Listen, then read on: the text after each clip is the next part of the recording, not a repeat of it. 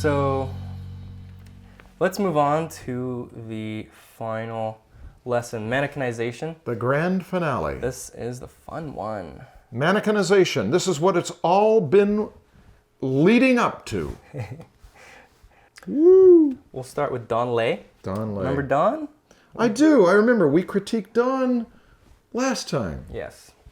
Well, these aren't structural yet. They've got some structure in them, but there is quite a bit of round forms that aren't really understood yet. I think they're good.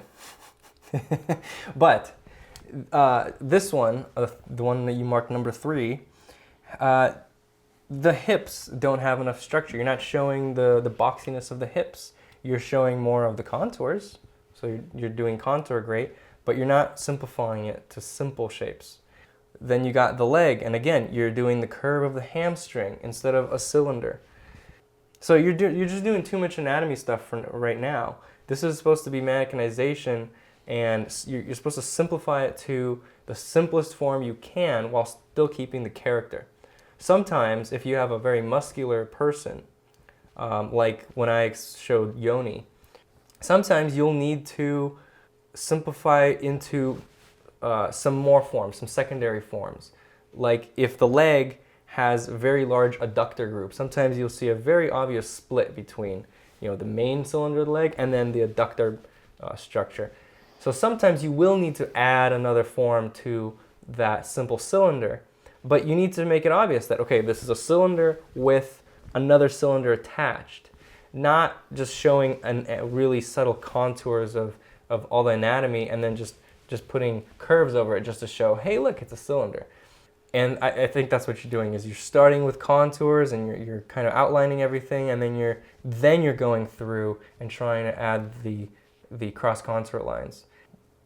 I think I have the same thoughts about what Kenny's doing as I had about Don, is that there are a number of cylindrical cross contours, like right here. You see how you've got these knees thought of as something boxy, and they've got lines that go off that way. And then this knee has lines that go off in a different direction. That's good thinking, because what we've got is something that is aware that she is sitting on a ground plane and that one knee might be pointing out that direction. And so if it's a box, the lines are going to go off that way. And the other knee is pointing more toward us like this. And so if it's a box, these width lines are going to be pointing in a different direction. So you've got the advantage of straight lines on that set of knees. Let's see how these legs, which you have cross contours around, and you're thinking of them as cylinders, let's see how they could benefit from it. See how this cross contour looks fairly arbitrary. It's got one thing going for it. It tells us that the knee, which is here, is closer to us than the part that's going to connect into the hip. Okay, that's good. That curve tells us this end's closer. But that curve could be more refined. If you were to think of this whole leg as a box where you're keeping these width lines in mind and keeping this height line in mind, then you will know where the plane break would happen if it were a box, and you can decide that you want to move that plane break a little more in here and a little more there, and these cross contours are going to make more sense.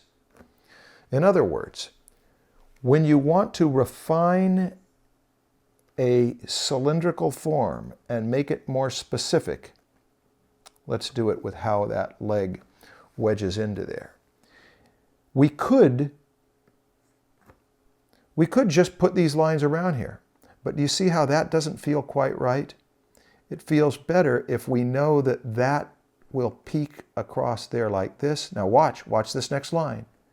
This might go straight down, which it actually does go pretty straight down because you've got an iliotibial band there, or if it had something that bulged out like that, you would be relating it to the section that you can see that deviates from your box form.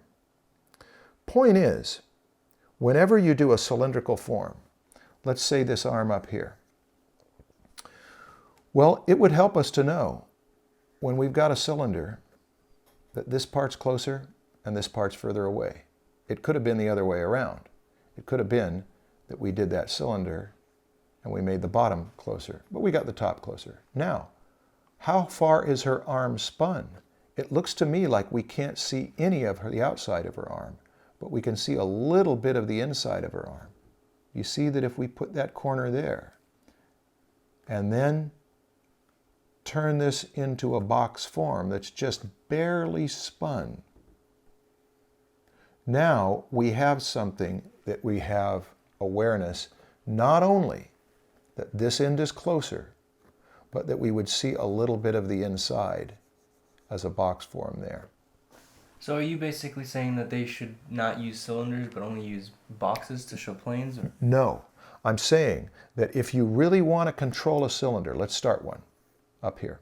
Say that part's closer. It's kind of in the same position as her leg. Just started with a piece of French bread, and then we're gonna snap those rubber bands tight and turn it into a box. When we know how to do the box, which is more precise, I mean, it's harder to do a box. When you do box sloppy, you can tell you've done it sloppy. When you do an ellipse sloppily, you might not know that it's sloppy. You just threw it in. Now, how do we make that ellipse precise? If we are constantly thinking about boxes, look how we say this is going to peak up there. You see, now we're going to know that that would go like that. What if this gets really wide here? We're going to know that it gets wide on that X line and high on that Y line. We're going to have the control over it. We're going to know because we relate it to something that is more measurable. I see. So the angles of the box really tell you the peaks of the cylinder. That's exactly it. That's exactly it. Okay. Oh, let me give another example over here. This is another thing. But let's take two shapes that are same shape. One of them might be something that is shaped like this, but we could have the same thing over here and end up making it shaped like that. How did I know how to place that cylinder? Well, this one, I was thinking that it was a box. Sorry for the... yeah, thank you for saving me. There you go.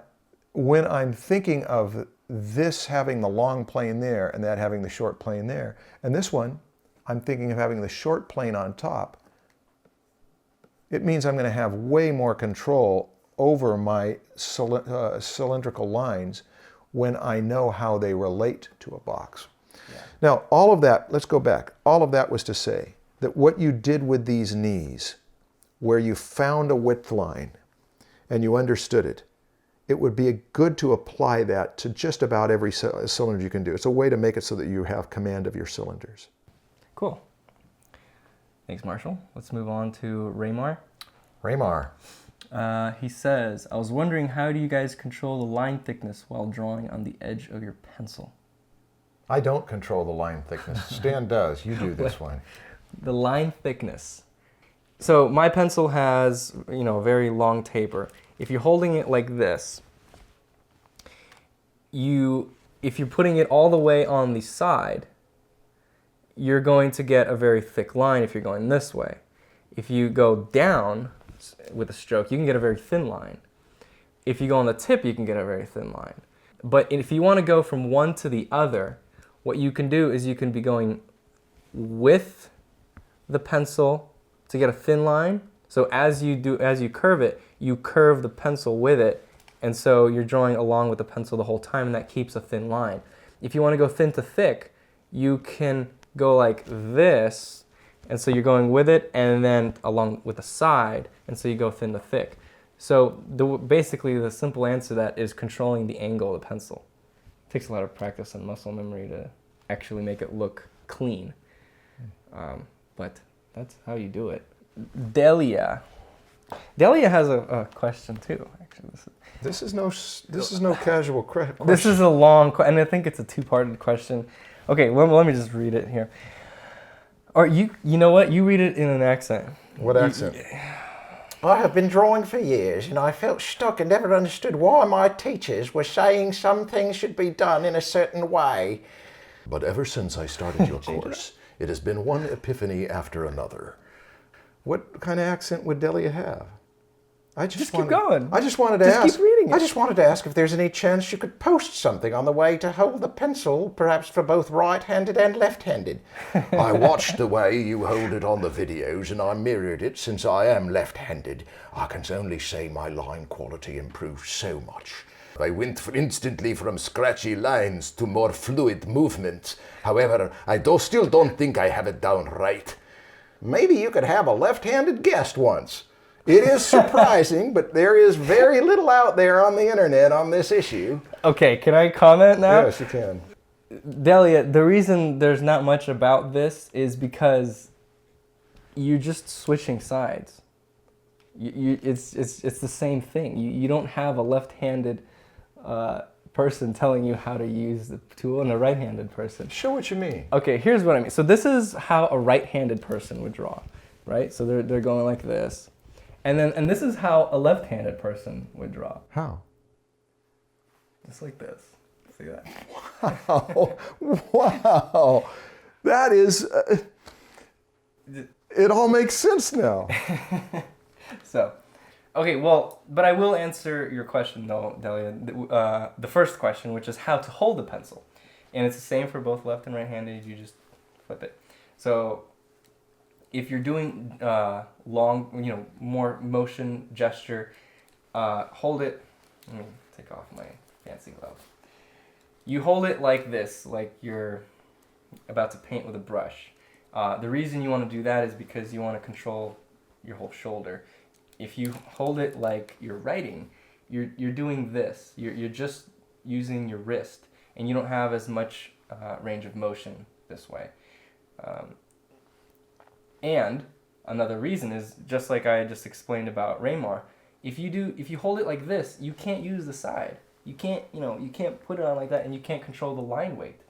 So, but if you hold it like this, now you can use the side, and you can control the angle of the pencil and how much of the tip you're using, how much of the side you're using. So holding it like this just gets you way better line quality, and it promotes motion from the shoulder.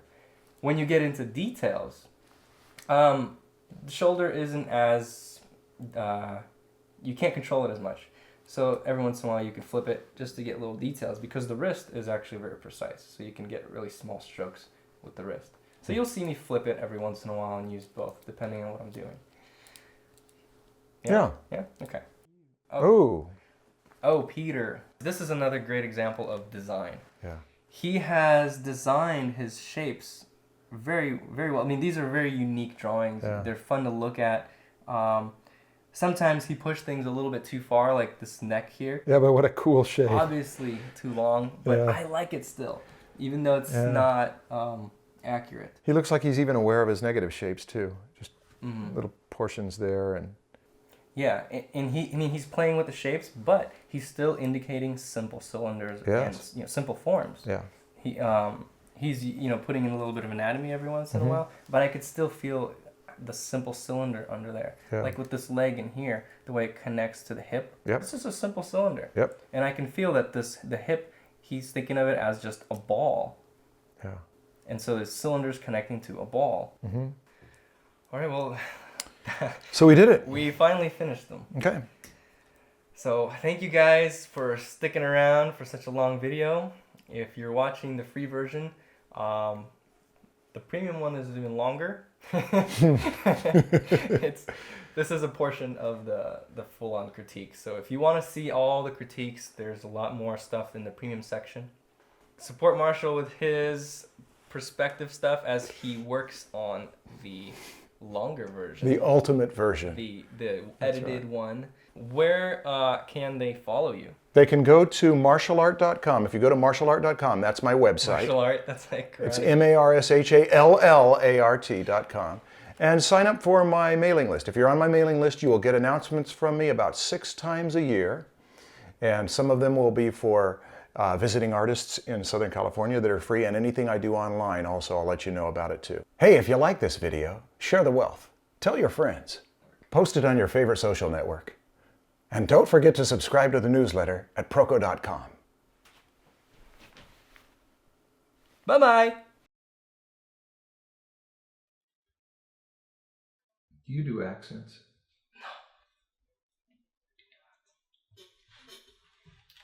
But he speaks Russian. He speaks Russian, and his father has a really strong Russian accent. So he could probably do a great Russian accent. I didn't know that we were recording. I had to Okay, hit the sound button. 1, 2, 3. Okay.